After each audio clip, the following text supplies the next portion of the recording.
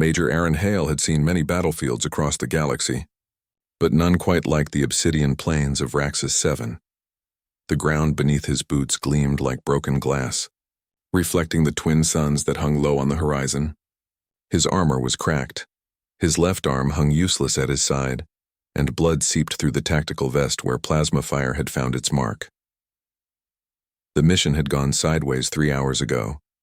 What should have been a simple extraction had turned into a massacre when the Krell ambush tore through his unit. Hale was the last one standing, the last one breathing, and he was running on borrowed time. He stumbled into a cave system, leaving a trail of crimson behind him. The darkness swallowed him whole, and for a moment he allowed himself to collapse against the cold stone wall. His breath came in ragged gasps, each one a struggle against the pain radiating from his chest. That's when he heard it. A low growl that resonated through the cavern. Hale's hand instinctively moved to his sidearm, though his vision was already swimming. From the shadows emerged a creature that made his blood run cold despite his years of combat experience. It stood nearly 8 feet tall, covered in midnight blue fur with silver streaks that caught what little light penetrated the cave. Its eyes glowed amber in the darkness, and its fangs were easily the length of combat knives, a Vraxian alpha predator. He'd seen the briefings. They were territorial, aggressive, and had never been successfully approached by any galactic species. But this one wasn't alone. Behind it, barely reaching the alpha's shoulder, was a cub. Smaller, with softer features but the same striking amber eyes. The cub's fur was lighter, almost gray-blue, and it watched Hale with an intensity that seemed far too intelligent for a wild animal. The alpha snarled, positioning itself between Hale and the cub. This was their den. He was the intruder. Hale raised his good hand slowly, palm out. "Easy," he whispered, though he knew the creature couldn't understand him. "I'm not here to hurt you." The alpha lunged, training took over. Hale rolled to the side despite the screaming agony in his ribs, and the predator's claws scraped stone where his head had been. He fired his sidearm twice, the reports deafening in the enclosed space. Both shots hit center mass, but the creature barely flinched. Then the cave entrance exploded. A Krell war party poured in, their insectoid bodies moving with horrifying speed. They'd tracked his blood trail. The alpha turned, recognizing a threat greater than the wounded human, and charged the newcomers with a roar that shook loose dust from the ceiling.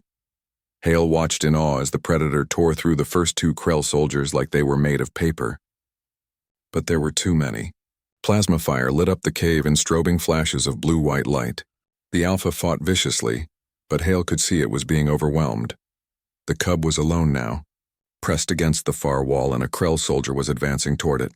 Something primal surged through Hale's veins. He didn't think. He moved. His combat knife found the soft joint in the Krell's exoskeleton, right where the neck met the thorax.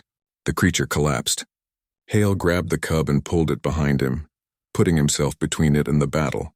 He emptied his magazine into the Krell forces, each shot precise despite his failing strength.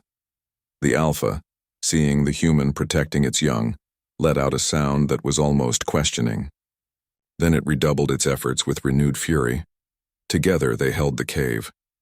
When the last Krell fell, silence descended like a heavy blanket. The alpha stood panting, wounded in a dozen places. Hale collapsed to his knees, his vision darkening at the edges. He'd lost too much blood. This was it. He felt small claws on his chest, surprisingly gentle. The cub had approached him, its amber eyes fixed on the wound that was still seeping blood through his armor. The young predator touched the sticky crimson with one claw, then looked up at Hale's face. What happened next would be debated by xenobiologists for years to come.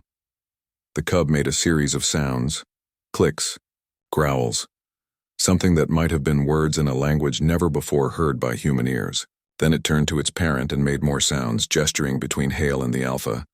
The alpha approached slowly. Hale couldn't move, couldn't defend himself. But the predator didn't attack. Instead, it did something extraordinary. It laid down beside him, its massive body radiating heat, and began to groom his wounds with careful precision, its saliva apparently having some antiseptic property. The cub returned to Hale's chest, touching the blood again with reverence. It looked at him with those impossibly intelligent eyes and made another series of sounds. Though Hale couldn't understand the words, he understood the meaning. He understood the question.